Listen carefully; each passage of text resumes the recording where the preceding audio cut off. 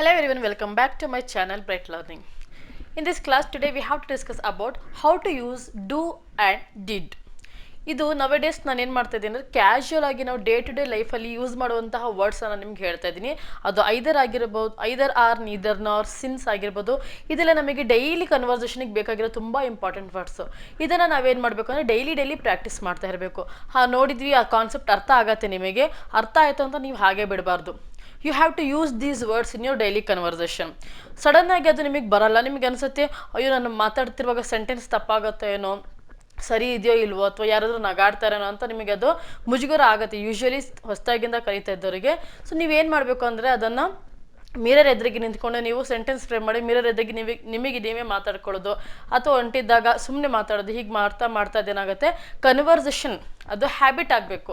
ಆವಾಗ ಏನಾಗುತ್ತೆ ನಿಮಗೆ ತುಂಬ ಕ್ಲಿಯರಾಗಿ ಬೇರೆಯವ್ರ ಎದುರಿಗೆ ಮಾತಾಡುವಾಗ ಮುಜುಗರ ಬರಲ್ಲ. ನೀವು ಸಡನ್ನಾಗಿ ಹೋಗಿ ಅದು ಮಾತಾಡ್ತೀವಿ ಅಂದರೆ ಆಗಲ್ಲ.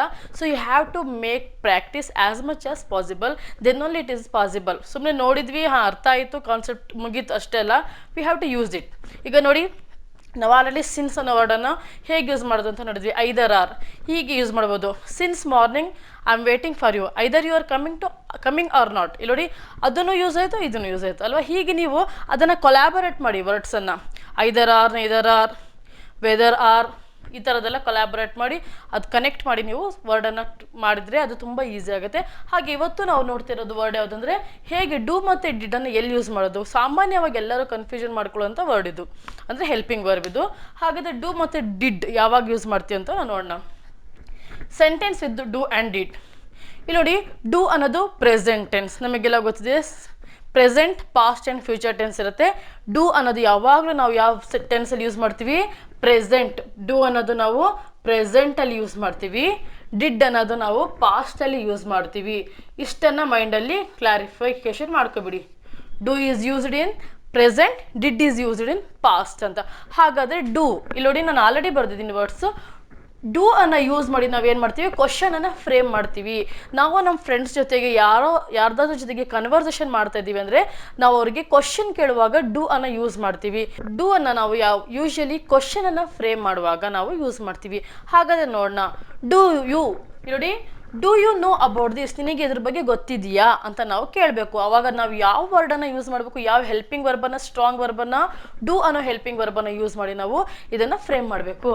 What do you think of him, ಅವನ ಬಗ್ಗೆ ನೀನು ಏನು ಯೋಚನೆ ಮಾಡ್ತೀಯ? What do you think of him. Do you like English subject, ನಿನಗೆ ಇಂಗ್ಲೀಷ್ ಸಬ್ಜೆಕ್ಟ್ ಇಷ್ಟ ಆಗತ್ತಾ ಅಲ್ವಾ. ನಾವು ಪ್ರೆಸೆಂಟ್ ಟೆನ್ಸಲ್ಲಿ ಈ ವರ್ಡನ್ನು ಕೇಳ್ತಾ ಇದ್ದೀವಿ.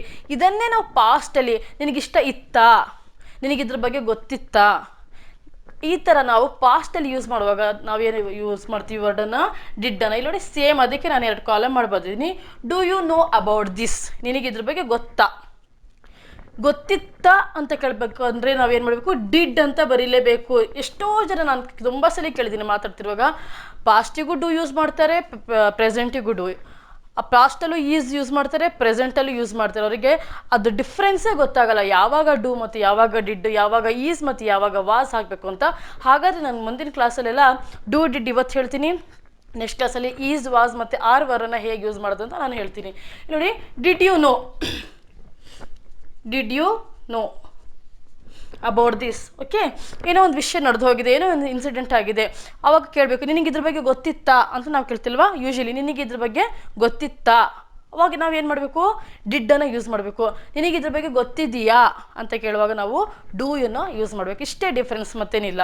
ಇಲ್ಲಿ ನೋಡಿ, what do you think of him, what did you think of him. ನೀನು ಅವನ ಬಗ್ಗೆ ಏನಂತ ಅಂದ್ಕೊಂಡಿದ್ದೆ ಅಲ್ವಾ. ನೀನು ಅವನ ಬಗ್ಗೆ ಏನು ಅಂದ್ಕೊಂಡಿದ್ದೀಯಾ? ಪ್ರೆಸೆಂಟ್. ನೀನು ಅವನ ಬಗ್ಗೆ ಏನು ಅಂದ್ಕೊಂಡಿದ್ದೆ, ಅದು ಪಾಸ್ಟ್. ಹಾಗಾಗಿ ನಾವಿಲ್ಲಿ ಬರೀ ಒಂದೇ ಒಂದು ವರ್ಡನ್ನು ಚೇಂಜ್ ಮಾಡ್ತೀವಿ. What did. Okay. Do you like English subject, ನಿನಗೆ ಇಂಗ್ಲೀಷ್ ಸಬ್ಜೆಕ್ಟ್ ಇಷ್ಟ ಆಗತ್ತಾ, ನಿನಗೆ ಇಂಗ್ಲೀಷ್ ಸಬ್ಜೆಕ್ಟ್ ಇಷ್ಟ ಇತ್ತಾ. ಡಿಡ್ ಯು ಲೈಕ್, ನಿನಗೆ ಅದು ಇಷ್ಟ ಆಗ್ತಿತ್ತಾ, ಪಾಸ್ಟ್. ಓಕೆ, ಅಷ್ಟೇ ಡಿಫ್ರೆನ್ಸ್, ಮತ್ತೇನಿಲ್ಲ.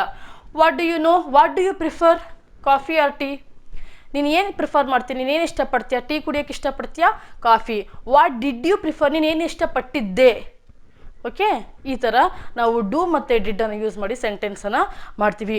ಡಿಡ್ ಹಿ ಕಮ್ ಟುಡೇ, ಅವನಿವತ್ತು ಬಂದಿದ್ನಾ. ಈಗ ನೋಡಿ, ಏನೋ ಒಂದು ನೀವು ಕೇಳಬೇಕು, ಡು ಯು ಕಮ್ ಟುಡೇ, ನೀನು ಇವತ್ತು ಬರ್ತೀಯಾ. ಡಿಡ್ ಹಿ ಕಮ್ ಎಸ್ಟರ್ಡೇ, ಅವ್ನು ನೆನ್ನೆ ಬಂದಿದ್ನ, ಅವಾಗ ನಾವೇನು ಮಾಡ್ತೀವಿ did. Okay, do you know about this, ನಿನಗೆ ಇದ್ರ ಬಗ್ಗೆ ಗೊತ್ತಾ. Did you know, do you have any idea, ನಿನಗೇನಾದರೂ ಐಡಿಯಾ ಇದೆಯಾ. Did you have any idea, ನಿನಗೇನಾದರೂ ಐಡಿಯಾ ಇತ್ತಾ. Okay, I hope you have understood how and where to use do and did. Okay, ಈ ವರ್ಡನ್ನು ಯೂಸ್ ಮಾಡಿ ತುಂಬ you have to frame your own sentences, then it will be even more clear for you. I hope you have understood. Thank you for watching.